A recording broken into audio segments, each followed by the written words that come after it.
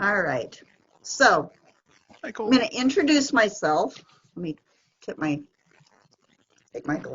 adjust my glasses so you don't get glare. You're going to get glare anyway. Anyway, I'm Sheril Bogenreith, and I wanted to do a panel on the origin of the smooth and talk about, what a fine Spanish tradition it is, and a way of inducting new folks into fandom. And in doing my research, I consorted with some good friends, Ted and Marshall and Murray, who are friends that I've known for a long time. And when fandom first began, they would gather together to talk science fiction, and if you brought alcohol, you shared. Wilson Bob Tucker is the creator of the smooth, and he was determined that if he bought good bourbon, it would go away very quickly or was not returned, and being that he couldn't afford more, the good stuff was always he would have to borrow or go without. This wasn't optimal, so he decided to begin drinking the foulest, nastiest bourbon he could find. Hence, Beam's Choice. That stuff is nasty. Um, um, or as some people say, the infamous green labeled Pepsi. Since that led to Wilson Bob Tucker having a bottle of Beam's Choice, it became a standard sight at science fiction conventions. Sharing your alcohol is a Spanish tradition, so the passing of the bottle to take a sip and declare it smooth, which started as jokes, soon became a tradition.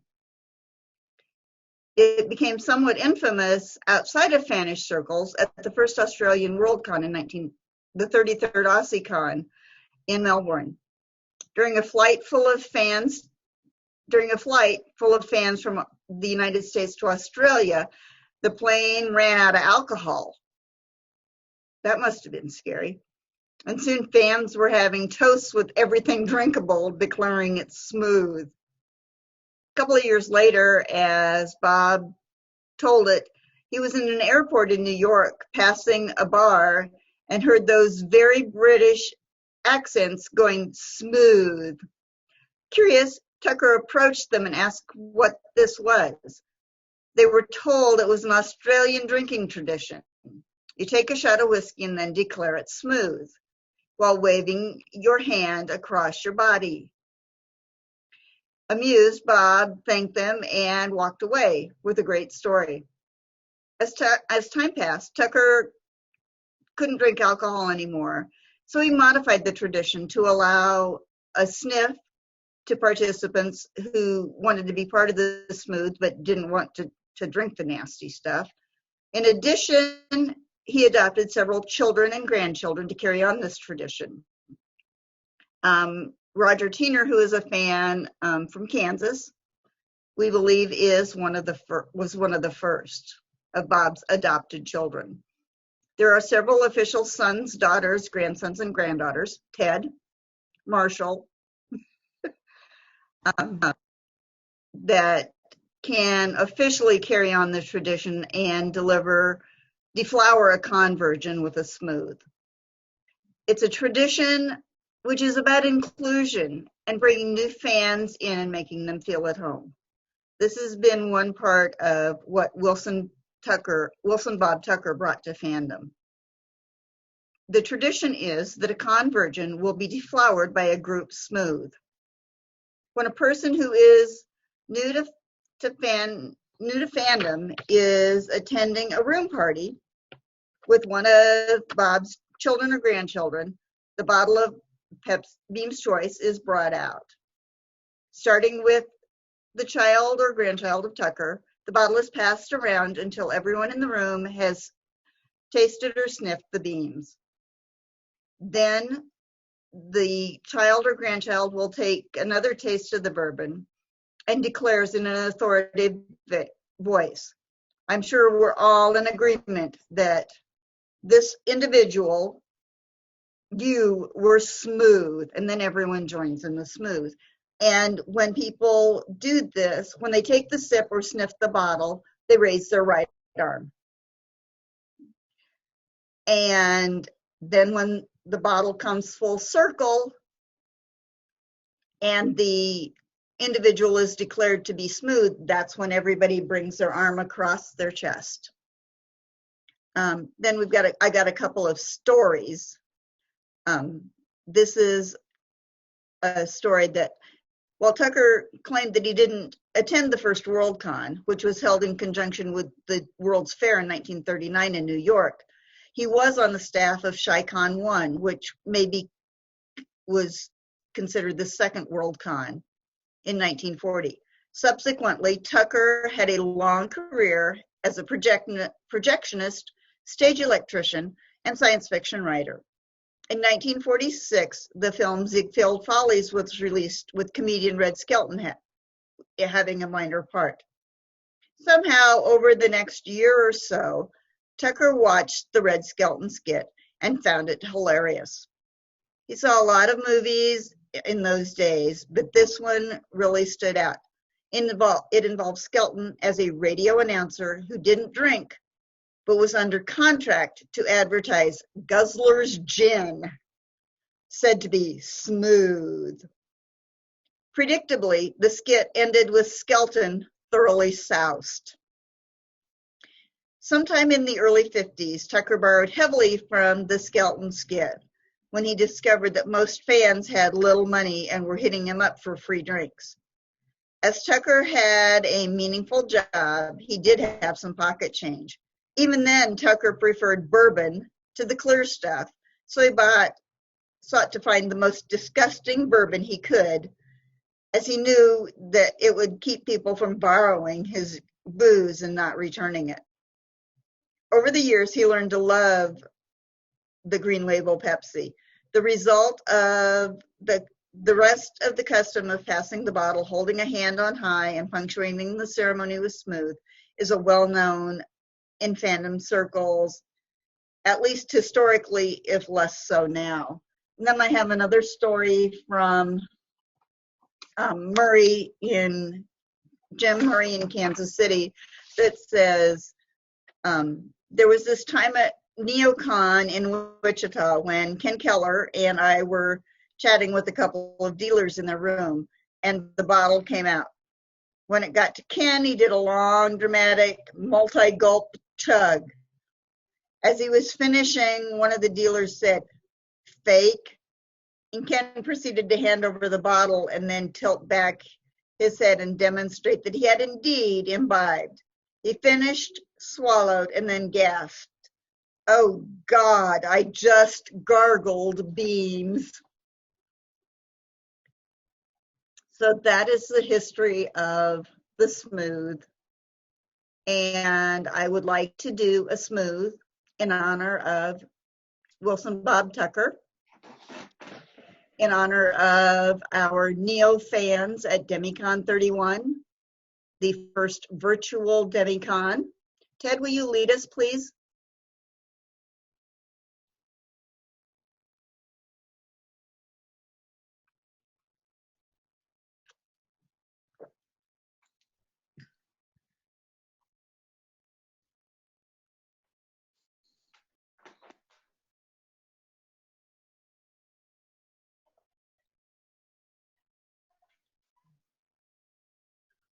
There. Now I'm unmuted.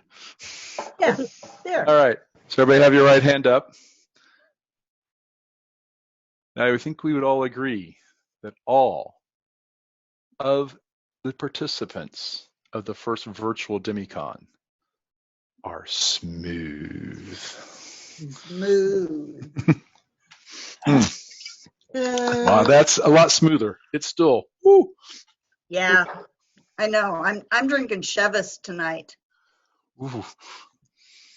Yeah. You're brave. Nah.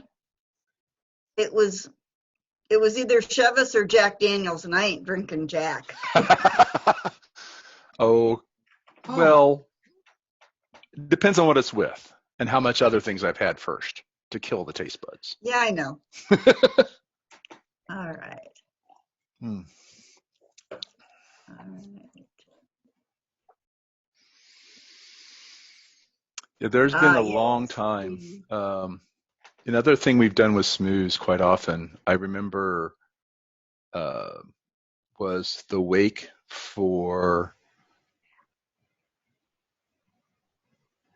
well, for Jenny was the latest one, I think. No, didn't we do? We did one for Bob. We did one for Bob, um, JP. Yep, It's kind of become a tradition to say goodbye with a smooth as well. indeed. We bring people in and we We send send them them on. on their way with a smooth. There's our worst ways. Yes, there are. All right. And I guess I could talk a little bit when, I met Bob for the first time in '94. And Marshall was how I met him. He was sitting at a table smoking a cigar with a glass of whiskey at a table in the big atrium at MiniCon. Mm-hmm. And I was sitting down, was talking to him, had no idea who he was. We were having a great time talking old stories and this and that. And he got up and he had to go to a panel. It was okay, all good.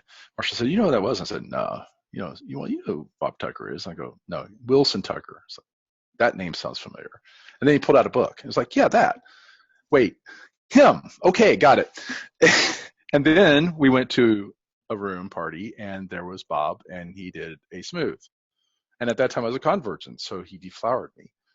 So yeah, Bob actually not only deflowered me, but later adopted me because I was going to a lot of cons back then. And I was free and happy and easy, as opposed to with multiple children and Opposed to being an adult. well, having to do more adulting, yes. Yeah. So, but yeah, it was a good time. Yeah. It was a good time. Yep. Another member of First Fandom is Forey Ackerman. Mm-hmm. I almost ran over him in an elevator in LA. Oh, mark that down. That was quite an interesting I bet. exchange as well. In his purple tuxedo. Oh my. nice. Oh yeah. How did you almost run over him when he was wearing that? I was helping haul out stuff from the KC room party at Worldcon. Okay, fair.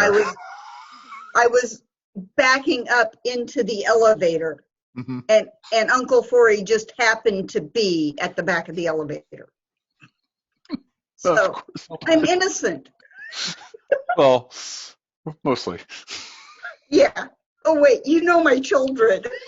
Uh-huh. And you know mine. Exactly.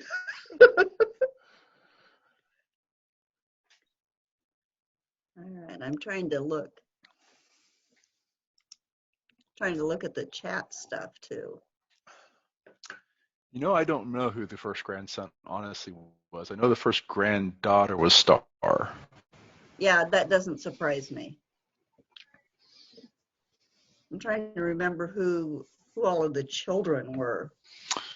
I know Bob Cornett's one, Robin Bailey,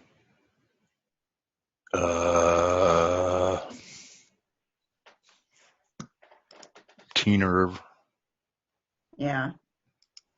I'm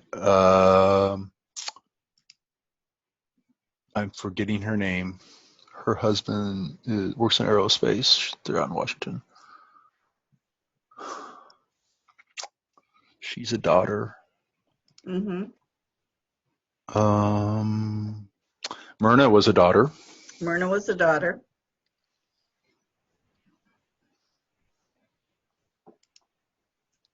Yeah. I know the official keeper of the records is actually Roger. Yeah. He has the whole group named. I saw him last year at Conquest. Conquest. But, but I didn't get new contact information from him because all I have is old stuff. So yeah. Yep. I don't remember who I was smoothed by. It might have been Myrna. might have been. She did a lot of Northern Midwest. Yeah. But yeah, it's a fine Finnish tradition. Yeah.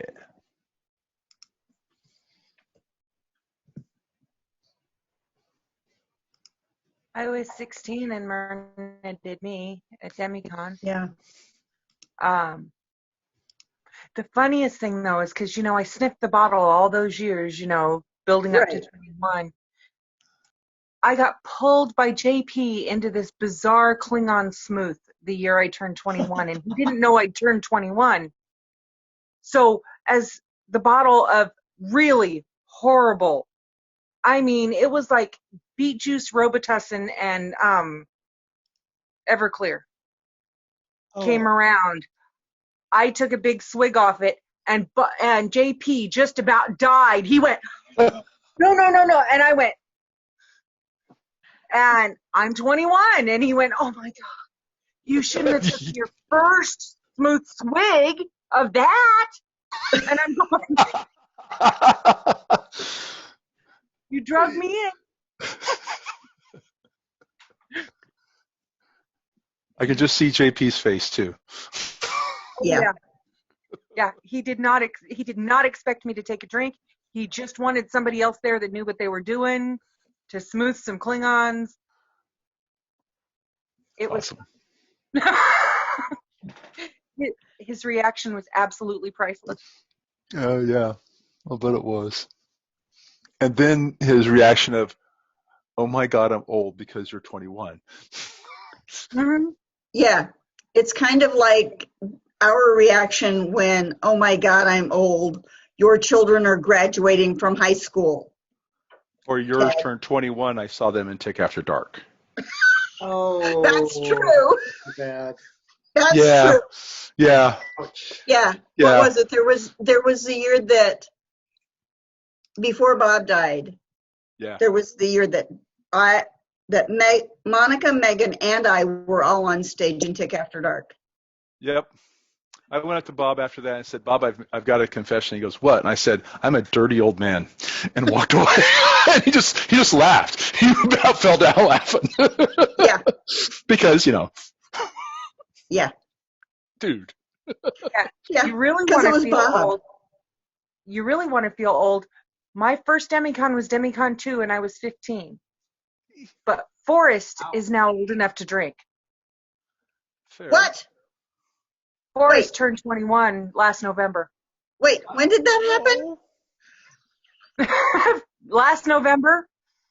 Oh my God. I know, isn't it horrible? Now I am old. Just Isn't wait, it Rowan horrible? turns 21 in 2 years. What? What was that, Ted? Rowan turns 20 this year. I know. Yeah. So, yeah. Yeah, I remember Rowan in Reese's arm. Well, you when remember she was what? 3 weeks old? She was 2 weeks old. We went to Icon. And Yeah. we actually we had a smooth in her honor and baptized her in smooth. That's right, we did. I remember that. Yes. Hey, I got something. Wait till tomorrow. Know what tomorrow is? What? Well, if you're friends on my Facebook page, you will it's find your out birthday. it will be my birthday. It always you comes. You and Marshall share a birthday. Yeah. Yep, that's right. Yeah. I forgot about that. Yep. God, Yeah. I remember when you were just a puppy at cons and just kind of when you first started coming barely of age. Yep. So that year I turned 21, that's the year I met Michael too. I left that Klingon Smooth because I had been on, at the Habit Trail, and I had been on my way to go to the con suite to grab something to eat. I came around the corner and ran smack into a Dalek and fell back around the corner and went, no. Klingon blood wine could not have done that to me. And had to crawl back around the corner and make sure the Dalek was really there. Oh yeah, somebody just mentioned it. I don't know if Danny's been smooth. But she just turned 21. Oh. She is just turning 21, so. I'm sure she sniffed, but actually participated. Yeah. Yeah, I think she might have sniffed, but I don't think she's. Danny did a Zoom birthday party Yeah. to get her first sample of Alcohol. I was there for part of it, but I don't recall there being a smooth. So I don't think it's had We it may yet. have to do that at We'll some have to point. try and rectify that next year if we have a Yes. actual physical DemiCon. Yes. And she can be there Yes. because that's becoming a thing too. Yes. We'll have to see if we can get Forrest to do it because Forrest doesn't want to drink at all. Well, you can always sniff. Yeah. He has sniffed. And that's okay. You don't, to participate in a smooth, you don't actually have to drink. You can sniff. Yeah. My daughter never participated in a smooth. We got to get her in there. There you go. Yeah. Yeah. Yeah, I think they're actually making Beam's Choice again, so I'll have to bring a few Yeah, bottles. I heard a rumor to that effect. Saw it online for sale. Hopefully it tastes better than the last version, Kidding. but Well, I how doubt could it. It's still only like 3 years old. Oh man, wait a minute. Then we can't drink it. It Well, has that's to be.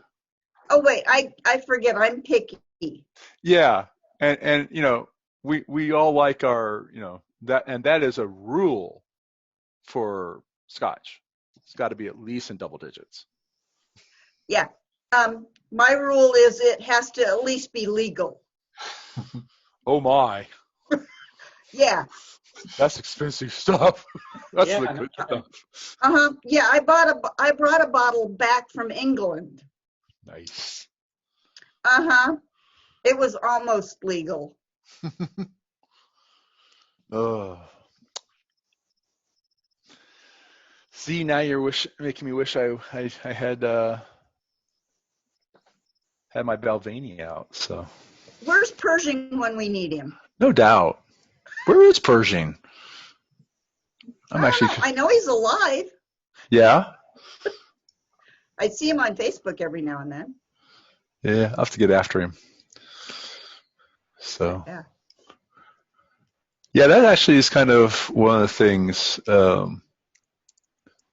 I think we've missed. I know one of at Conquest, there's always some bottles, and we always smooth at Jimmy's room party. Right. At RoomCon. Right. We've done that when we had one at DemiCon. Yep. As well. But the traveling smooth bottle, I haven't done that in a couple of years, not since I was guest of honor, I don't think. Yeah. Because it's just been complicated. Yeah, I know. The traveling smooth bottle may need to make a reappearance. I agree. I think this is a good time to kind of get it back to it. Yeah, I know. I even had plans to come to Conquest this year. Yeah. Yeah, about that. And that's okay. I mean, I think all of fandom is making the right choice. Yeah, it's better safe than sorry. I mean, it's just the way it is. Yeah. Well, you know, all of us, we'll all take it really hard if something bad happens to somebody. Yeah, exactly. Well, and it's kind of a tradition. We get the con cred already, so that's not, Yeah. Yeah. I mean, but at least Beams wards it off a little bit. Yeah. Well, that was one of the things I had to laugh about the coronavirus is alcohol is one of the things that kills it dead. Yeah. And it's like, well, you know what? So at that point, smoothing's just I got defensive. nothing to worry about. I got nothing to worry about. We're just defending ourselves. It's all good. Exactly.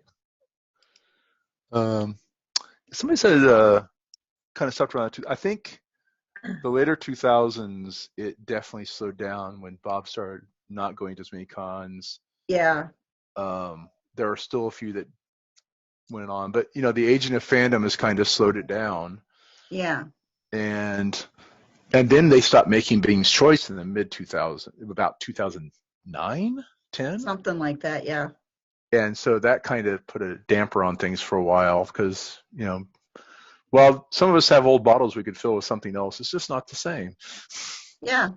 Well, it's kind of like Tully, Tully Mordew.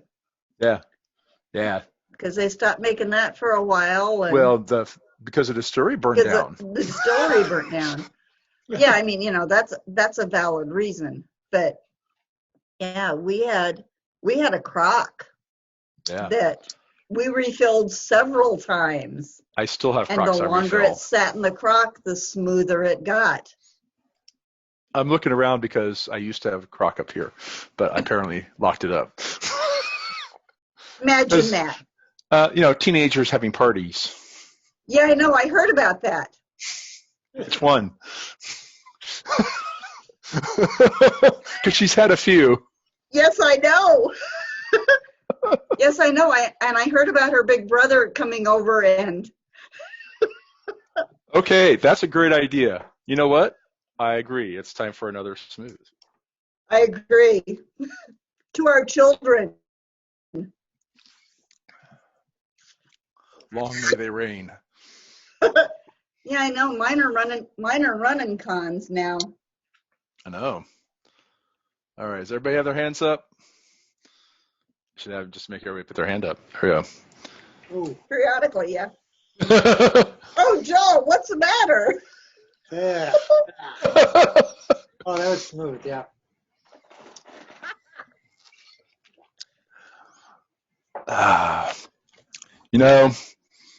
It is always a great time with our friends, and this has been and continues and will be a very smooth time.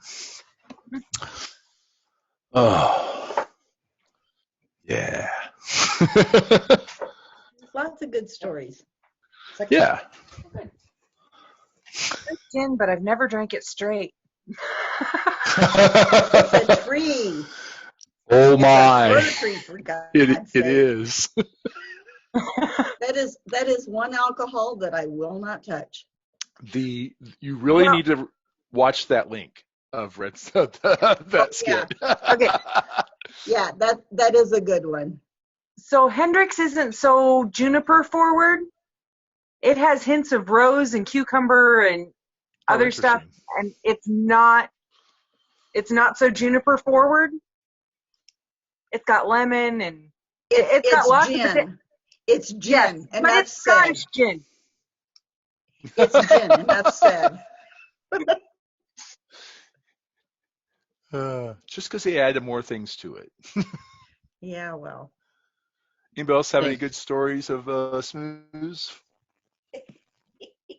I was going to offer a fun fact that in the Brass Gears Adventure Society radio shows that we've been doing, we always include a commercial for a Kentucky's Own bourbon, fictional old-timey, product placement. But we made the slogan for Kentucky's Own: always goes down crisp, always goes down smooth.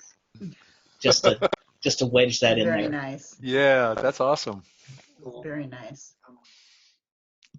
And those kind of inside jokes only fans get. Yeah. Why are you laughing? Oh, you never understand. It's a long story. It's a long story, and it's an inside joke. That's Kentucky's own why, bourbon. What do you got, Robert? so many of the tick jokes. Yeah. And I love it because the tick audience knows their cues. Okay, so Robert was just holding a bottle up, and the bottom of it is crisp and smooth, and it's a bourbon bottle. He has the actual prop bottle we use for the live shows. Nice. Very nice. I love it. That's very cool. It just needs to be green. I'm just saying. Oh, I've got an old Lefroy bottle we can use. There you go. Just stick the label on it. We can do that. Well, I mean the label. You can just Oh, color yeah, the yeah. label. Yeah. Yeah, Do that. yeah, Yeah, I actually kind of have a signed like my bottle. sign. Yeah. I have a signed Tucker bottle. It's signed by Tucker and Teener and a couple others, I think. Awesome. Yeah. Yeah, I saved Awesome, one of those. awesome.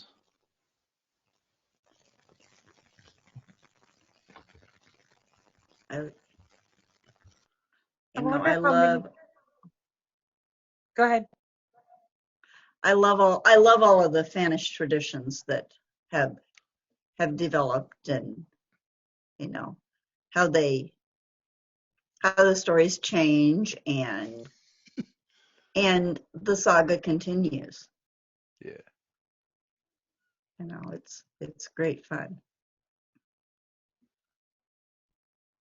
What were you going to say, Ivy? If they've really started making Beam's Choice again, I wonder how many bottles are going to show up at how many conventions all across the U.S. That's a good question.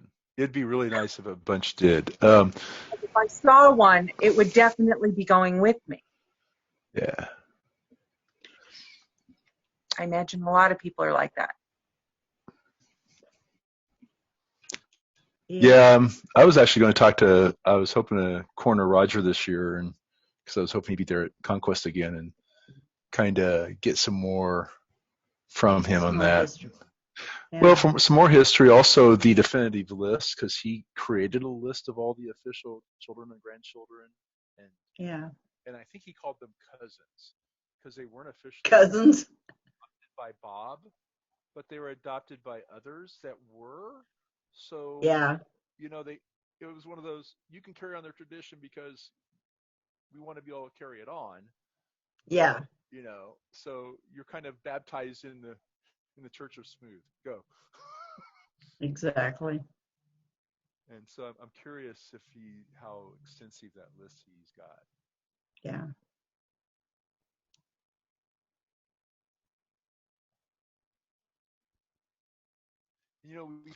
In fandoms, we still had that tradition of alcohol. Like I remember fondly a couple Scotch tastings at DemiCon. Mm-hmm. And I believe, what con were we at? It was one of the Minnesota ones. I don't remember. I don't think it was MiniCon. I think it was. Now my brain's going, the Relaxicon. Convergence. No, the Relaxicon. It was. What was the name of the Relaxicon that was on SuperCon? SuperCon, yeah. I think we did a Irish whiskey tasting, and actually smoothed with Tullamore Dew because we didn't have any Jim's Beam's Choice there. Yeah, well, Tully's at least tolerable. Oh yeah, it's very tolerable for a blended whiskey. Yeah. Yeah, that was a good one because Myrna was there, Marshall and I were there. I think that was all the ones that were. But yeah, that was fun. And Myrna liked her Irish whiskeys. Yes, she did.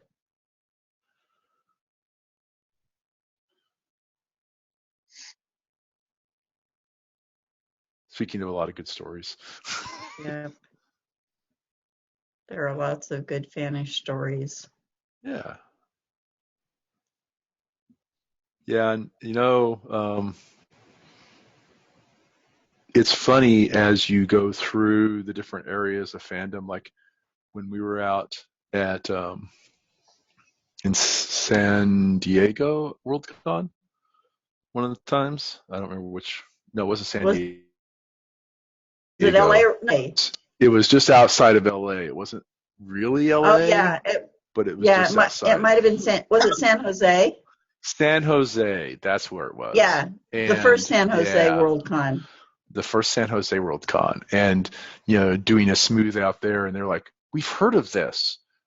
Where did this come from?" Because we've heard all kinds of stories, and they have like legend, but not the story, because so many of the Tucker and everybody was concentrated here, but Tucker actually originated out there. That's how you go through. Like DemiCon was where fans stopped on their way to one of the coasts to go to Worldcon. That's why DemiCon is always a week before Worldcon. And that's also possibly why a lot of writers have ended up down there. Could be. They just decide to stay. Yeah, you know what, I'm done. This is halfway. Yeah. I'm good. Yep.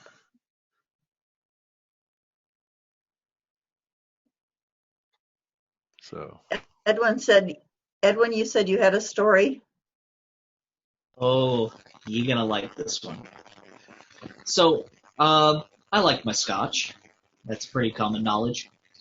I was at TeslaCon, not this past year, the year before, and I get a text from RJ Lundgren, and he says, "I need you to meet me in the hotel lobby."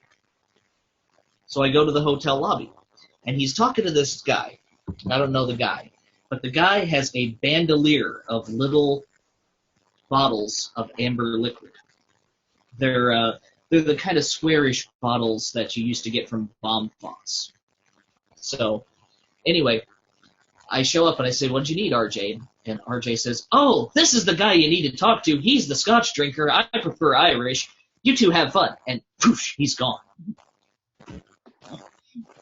So now I'm talking to this guy, and he's a little bit of an odd duck, but he says, "So I understand you like scotch?" And I'm like, "Well, I do." He says, "Oh, I've got some really interesting scotches," and he's got 4 bottles in this bandolier, and he tells me what each one is, and I said, "Well, that's pretty cool." And he says, "Would you like to try some?" I says, "Sure." So he pulls out a little, almost a thimble glass, and sample some, and I said, "Well, I've only got my flask on me right now. I've got 6 good bottles back across the street at my hotel." But we end up going back over to my hotel so I can get out my bottles, because I feel very strong about reciprocity. You know, if you give me yours, I'm gonna give you the best I have too. Even though this dude just keeps getting odder and odder as we go on through this tasting. But the last one that he has is a Icelandic whiskey, and it was called Loopy. I will always remember this whiskey, because he says, "Well, you got to try it." And so I take a sample of it, take a sip. Okay, well, that's interesting. I said the flavor has notes of dried leaves, and it tastes very much like the season of autumn distilled. You know. And he says, "Now I'm going to tell you what's interesting about this one." Oh? He says, "See, the thing about this is," or no, I take it back, it wasn't Icelandic. He said it was from Greenland. Because he said, the thing about Greenland is they don't have a lot of trees for roasting the malt. And they don't have any peat either. What they do have a lot of is sheep. This was a whiskey where the malt was roasted using sheep dung. Oh, but you know what? It was actually pretty good. That's a good story. That's a good story. Now, I have you ever had the black whiskey? black whiskey. The black Scotch. It's 12 Oh. years old. It's black in color. Really? And the Who makes reason it? it's black in color is because it's the third time the cask has been used, and they scorched the inside of the barrel and Interesting. then put the whiskey in. Then they put the Scotch in. It's very peaty. It's a lowland Scotch. Uh-oh. It's Ah, you're peaty. speaking my language. Yeah, and it's actually really smooth.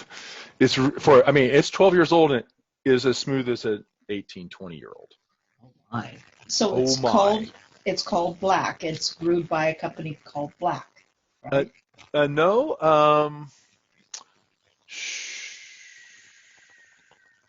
Oh boy, now I'm gonna have to go. Because I need to hunt this down now. Gomer, Give it a Kansas quest. City had this. It's a black Scotch, and I had a cool name, and I don't remember what it was called. Because you asked, but it was 12 years old, and it was very We've good. got And some homework to do. well, there's a thing called the internet. Well, that's a good point too. Yeah. You can get some interesting stuff with changing the characteristics of barrels. I've been playing lately with not distilling, but aging and tempering whiskeys. So actually what I'm drinking right now is what I call my home brew, or Fenric Cairn is what I put on the label. But I start with Scoresby, which is a pretty mellow, pretty agreeable blended malt. And I have a 2-liter oak cask that I infuse the inside of the cask with smoke from peat briquettes through a little hand smoker unit, and suffuse that smoke into the Scotch, and then age it in the barrel for about 2 months. And what I get out of it, it could pass for a $40 bottle. Oh, nice. Scoresby being a $10 bottle to begin with. I've been bottling it out in little airplane shots, and that's what I was going to hand out at my room party this year. I put it in wanted the to chat. thank everybody. You guys are amazing in teaching me about the smooth, but I have to get off now. Oh, okay. Thank So you. thank you guys so much. Mwah. Stay smooth. Yes. Always. Oh, It's actually called Loch Dew, and I noticed someone. That's the Loch Dew. That's the Loch Dew. Yeah. thank you. Ah, Always a okay. better story if you got them. Yes. I just had to go look. It's like, what is this called? I'll know. I'll recognize it as soon as I see it. And then I typed it, and then I looked in the sketch. It's like, somebody else is talking about Loch Dew. Wait, why didn't you tell me? You already knew. That makes sense.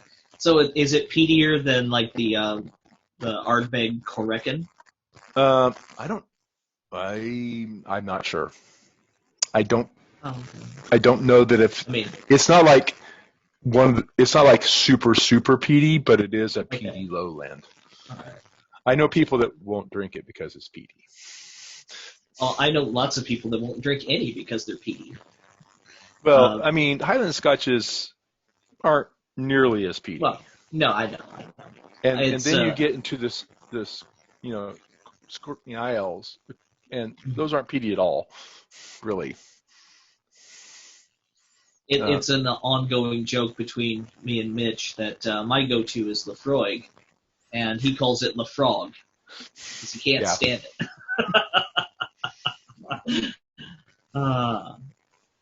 But no, they did a tasting of Ardbeg here in Des Moines a couple years ago that was incredible. I had gotten a call, a friend of mine heard about it, woke me up on a Saturday morning and said, you need to get down to the Royal Mile. We're doing a tasting for Ardbeg. And I said, I'm not really feeling it today. And he's like, no, you need to come down. And it's like, I think he told me it was $20 for the tasting. Okay. So I get down there and I sign up for the tasting. And the tasting is a flight of 9 drinks. There Wow. were there were, I think, 5 single malts, and the rest were mixed drinks that were mixed using a Scotch. Like they had a smoked Bloody Mary, and it was like using Scotch instead of vodka. It was interesting, but with the flight, you also got a tasting glass. Well, 2 tasting glasses. There's one like this, and then like its little brother about yay big. A T-shirt, a lapel pin, and then they had like contests. And because the guy that called me up, we met doing pub trivia together, so we have just a little bit of a competitive thing, going on. And so we were doing, we teamed up for the contests, and we were like the only people who were like actually seriously trying to win. But yeah, we tried the Ardbeg, the 10, the Ligadel, Chlorrekin, and I think one other one. But we were advised to drink the Chlorrekin last because we wouldn't taste anything else for the rest of the day. And indeed, I was still tasting the Chlorrekin like the next day. So, but the competition was impressive because we actually won the sheep toss. They had this contest. They had like a little stuffed sheep that we were supposed to throw at a bale of hay, and there was a point system. The impressive thing about it was they messed up. We got I have a medal that has the Ardbeg logo on it, and the gift certificate they gave us, or gift card, was supposed to be $25, but they screwed up and put $250 on it. So I won $250 and a medal for tossing sheep. And a T-shirt. Oh, and a T-shirt, yeah. Wow, there you go. So yeah, And you paid $20 and got to drink good Scotch too. exactly. There you go. Well, Sweet. folks, I hate to be the bearer of bad news, but it is 10 minutes to the hour, Okay. and it is time for our panel to end. I want to thank everybody for coming and joining us for our lessons on and stories about smooths. Thank you, Oh, Cheryl. yes, I agree, Robert. We do need to do one last smooth. Yes. That's what I was just thinking. Yep.